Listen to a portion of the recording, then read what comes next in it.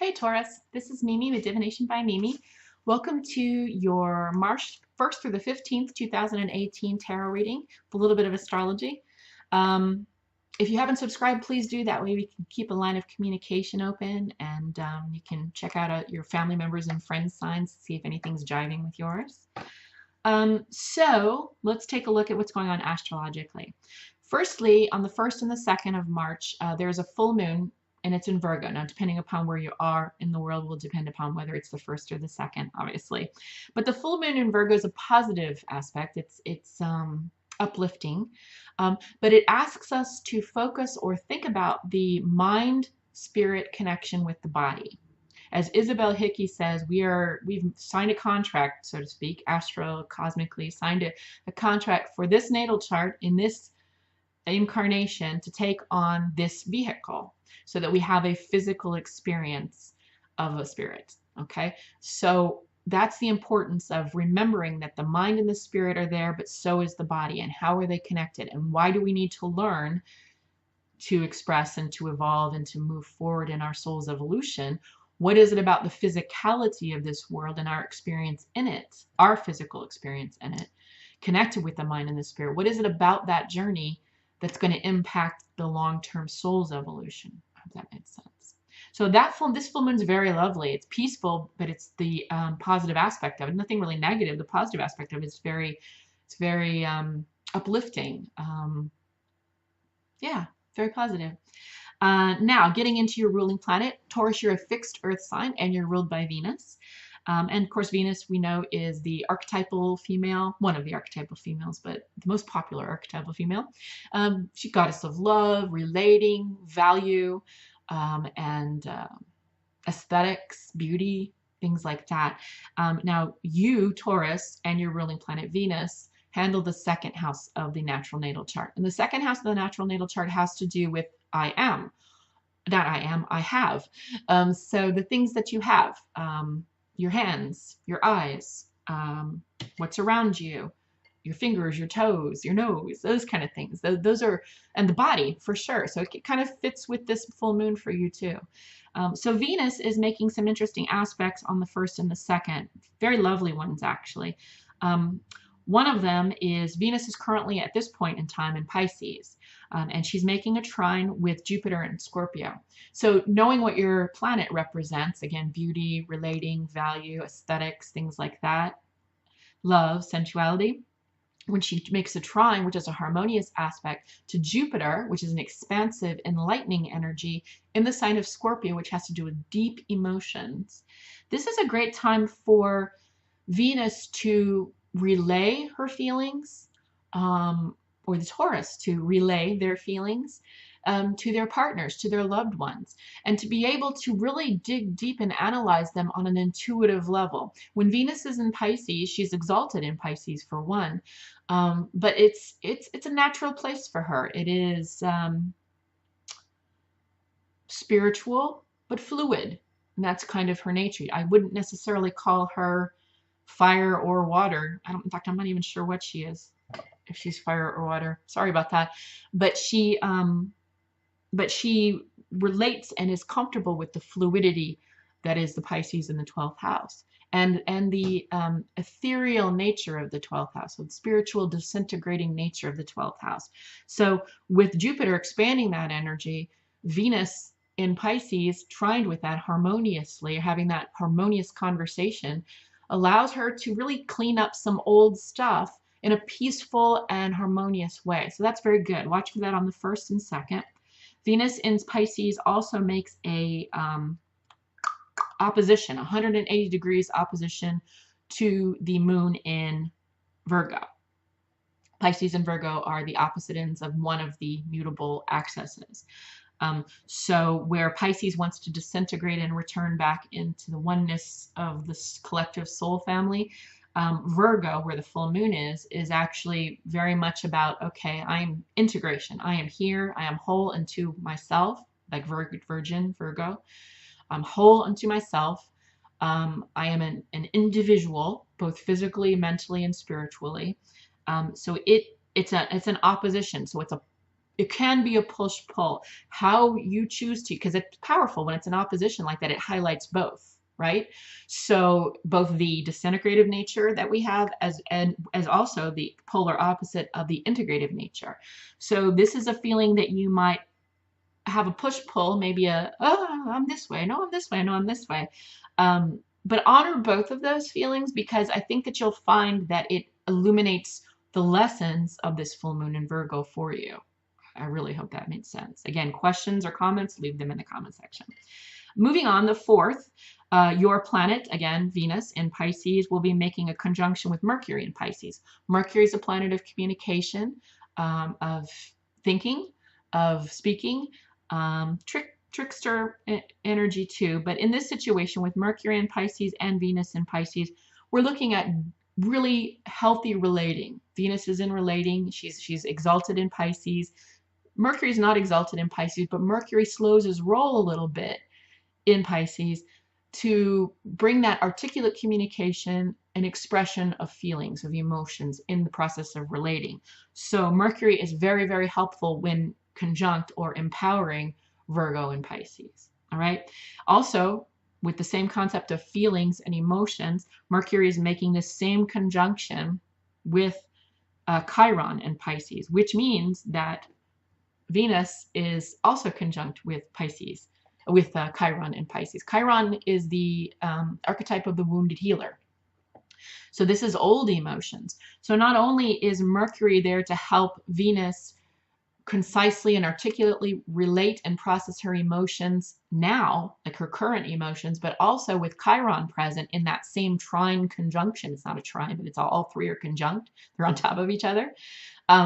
Then it will also allow Venus to process, allow you, Taurus, to process a lot of old hurts or old angers, old things that possibly you aren't aware of, but are motivating your actions and feelings and responses in life today.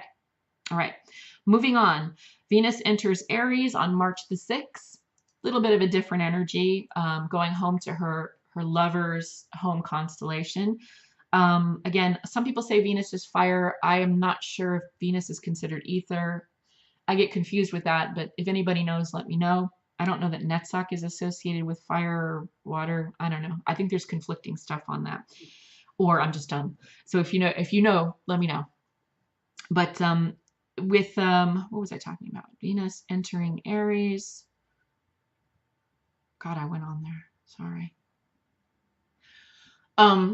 With her there, despite what her elemental connection is, Venus is not necessarily at home in the Aries fire active initiative first house. And again, remember, you're a fixed sign, so it's kind of at odds. You kind of want to steady root yourself, whereas Aries is like, let's go, go, go, go, go. And so when Venus is there, it can cause some frustrations for you. You might feel a back and forth of, I really should get going on this, but it doesn't feel right. Or your nature might feel like you got lead in your boots when you know that you need to move forward. So that's the feeling you might get. And that's March the 6th, Venus enters Aries. On the 7th, the moon in Sagittarius makes a lovely trine with Venus, your ruling planet in Aries. So this will cause Venus in Aries is a little bit of an edgier, assertive.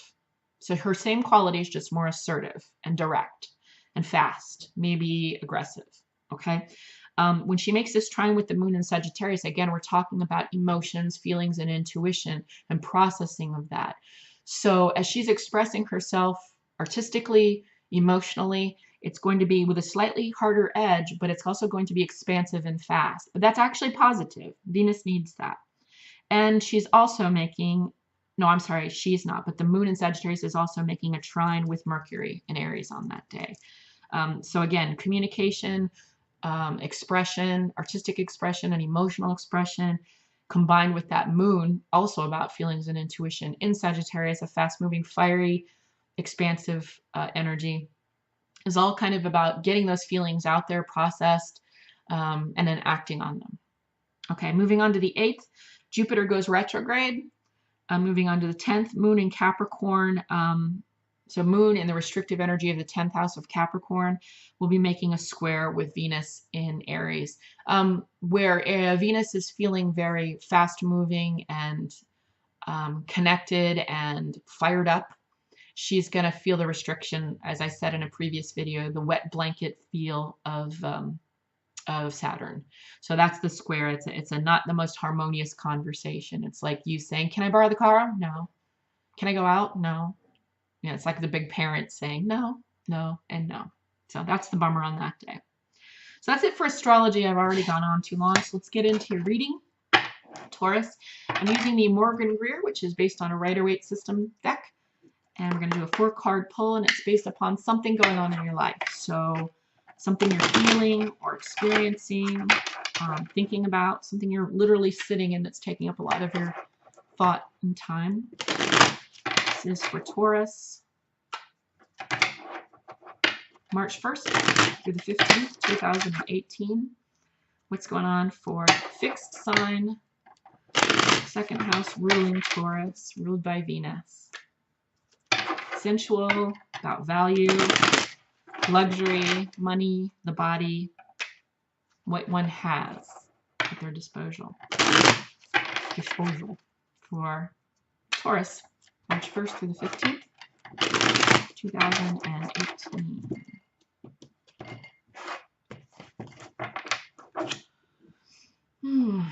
Holy Hecate. What is Taurus, ruled by Venus, fixed sign, second house? Well, she has spoken. Are you refusing to walk away from something, Taurus? Something emotional, 8 of Cups, and you're either delaying or you're not willing to walk away. And, you know, a fixed energy like Taurus, that can be the case sometimes. It's not like you're purposefully and willfully dragging your feet, but because you're a rooted earth sign and you're fixed, stable, sometimes it's hard to get things moving by nature. Or it could be you're refusing to look at something, but there's something going on in your life, whether it's a job or a relationship or a feeling you're sitting on. This is a focus of yours, but you're not moving beyond it, and apparently you need to. Positive aspect. So this is the Page of Rods. Pages tend to be messengers. They can also be children, so young people in your life. So this could be a child or someone that you know, a friend or something that is childish, and they're acting on their low octave. Or there's messages that are not coming or you're not sending as it relates to whatever this situation is. But let's keep going. Negative aspect is the Sun. So all lower octave cards, everything's on the reverse. This is the Sun, which usually is one of the most positive in the deck. It has to do with kind of your reputation, fame, an element of fame or celebrity. But it's a happiness, a joyous, a celebratory card, but yours is in reverse here. Okay? And then overall advice is the Star. Everything's in reverse, Taurus. When I see the Star in reverse, I'm worried about your health. Okay? Or it could be the health of this child. That's kind of the vibe I'm getting here. I think that you are unwilling.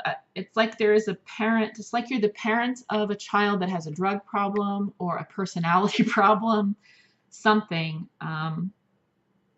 Maybe you lost a child. But children is really highlighted here because the Sun is the divine child, but in the reverse. So I tend to think that you're dealing, again, this is probably pretty specific, not for everyone. So if it doesn't resonate, it wasn't for you. But it seems like you're not walking away from something that you need to.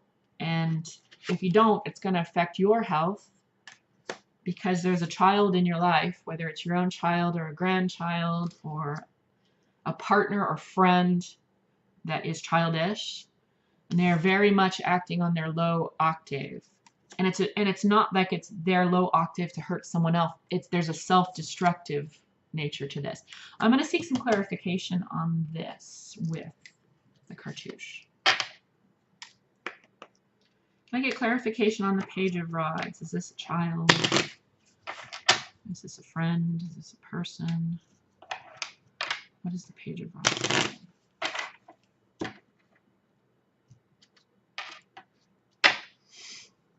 Oh, Hecate. Can you please clarify? Page of Rods and the Sun in reverse, both in reverse. Why does Taurus have the Page of Rods in reverse?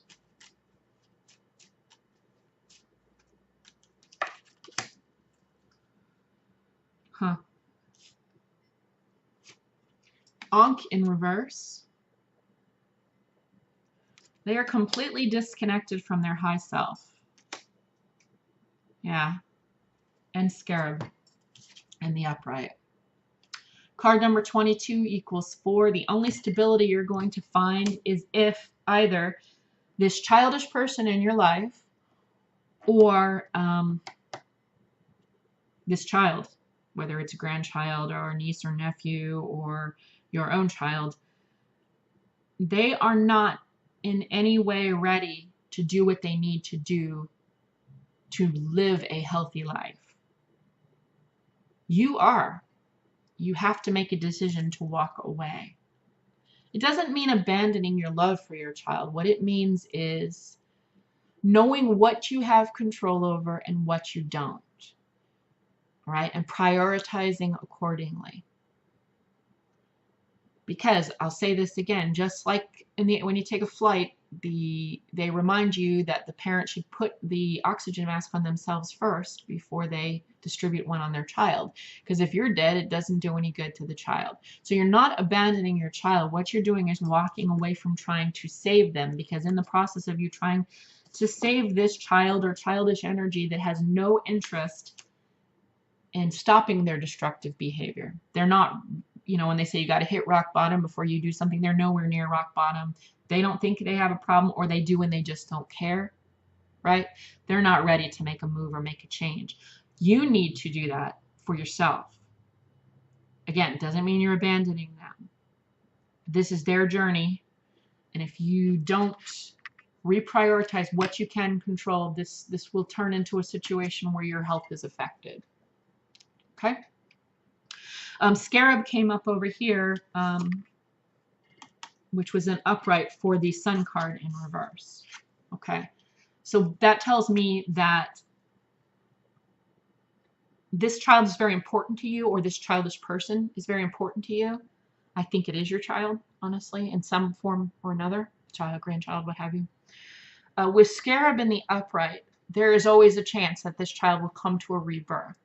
Scarab is Kefra, the god that in the Amen or Ra, the stories of Ra, when Ra goes into when it's nighttime and the sun sets, when Ra sets on the horizon, it's said that Kefra, or the beetle, the scarab, carries Ra into the underground, protects him so that he can rise the next day, or so to speak.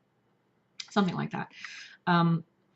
What this is saying is that this child is disconnected from his true identity, his true self, his higher self completely. This child is on kind of a self-destructive rampage, and they're not hearing anything but whatever the behavior is. They're 100% immersed in this lifestyle. Okay, it doesn't mean they'll never come out of it. In fact, the promise here is that this child will come out of it. What it means for you is for you to be alive and in good health, to be there for them when they are ready. You've got to walk away from some aspect of this, meaning you've got to reprioritize yourself as the most important. All right, Taurus, I'm sorry, yours was really long too. I hope this helped. If you have any questions, feel free to leave them in the comment section below, or you can email me. If you'd like a reading, a personal reading, email me at mememes@hotmail.com. You'll find that email address in the description box below the video. I will see you for the lunations. There's a couple of full moons this month, I think. And then I'll see you in the second half of the month for the other readings. All right, Taurus, you take care.